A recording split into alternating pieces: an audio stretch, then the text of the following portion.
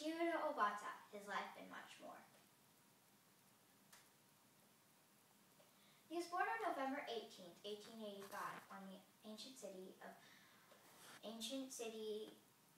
Sendai, Japan, in the island of Honshu. He's the youngest of 8 brothers. He is actually adopted by his oldest brother, Rokuichi Obata. That was actually very common in Japan at that time. He was such an excellent artist at such a young age. He's even sumi brush painting at the age of 7. And even adults can't master that. Unfortunately, he ran away from home at the age of 14.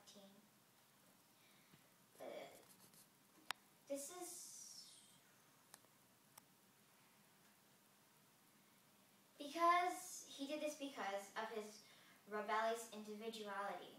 His father hated it and threatened to send him off to boarding school, so he ran away from home.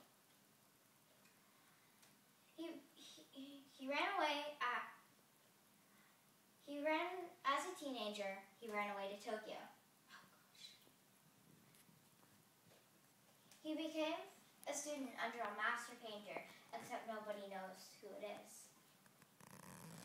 He earned the name Chiyoda, referring to the scenic Thousand Bays near his native Sendai, on the coast of Sendai. By the age 18, he had become famous throughout Japan, but there was something nagging at him. He wanted to know more about the Western world. So, after persuading his father that the greater the area, the broader the knowledge, he arrived in San Francisco at the age of 18. He worked as a schoolboy performing domestic duties for wealthy families. Performing domestic duties for wealthy families in San Francisco. He enrolled in the Mark Hopkins Institute of Art, but soon dropped out due to witnessing the lack of his fellow classmates' self-control.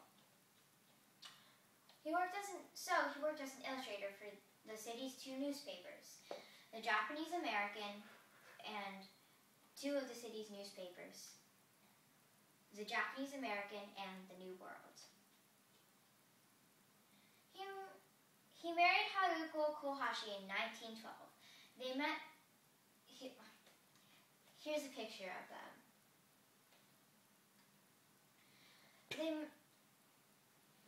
What?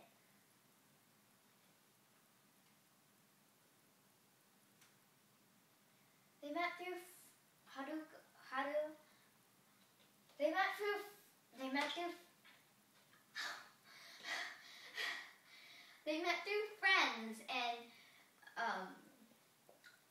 in this small community of Japantown.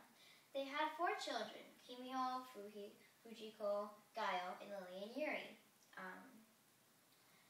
They first lived in Japantown, but lived several places afterwards.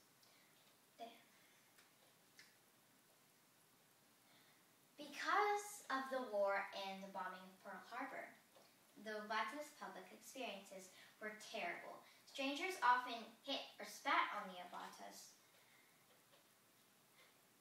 Coping with prejudice was a part of life in San Francisco for the Japanese, even the Obatas. They were often called terrible, mean names, horribly mean names from people they didn't even know.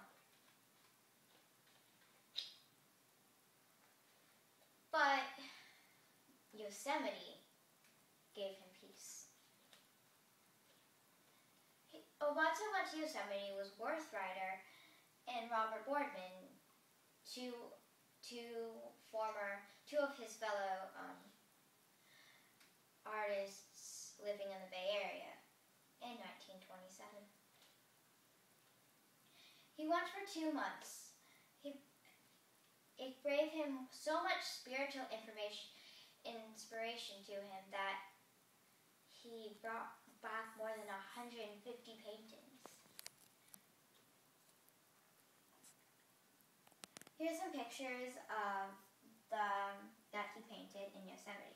You might recognize these: Sentinel Dome, El Capitan, and Half Dome in the little corner.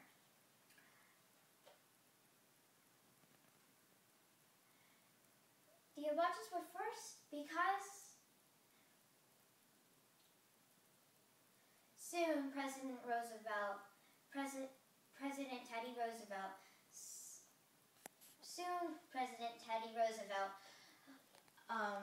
made all the Japanese in America go into internment camps. So for military reasons for the Americans. They were first stationed in a camp near San Bruno, actually just 10 miles from their home. He established an art school, but you might be wondering where he got supplies. Well, he got them from, what should I say? Donations. But he got donations from several places, as you can see. Soon they were transferred to a camp a couple months later, they were transferred to a camp near Utah in the dry desert. He established another art schools, not wanting his fellow Japanese to sink in the sand and have a terrible life. Here's a picture of him and two of his students painting the landscape.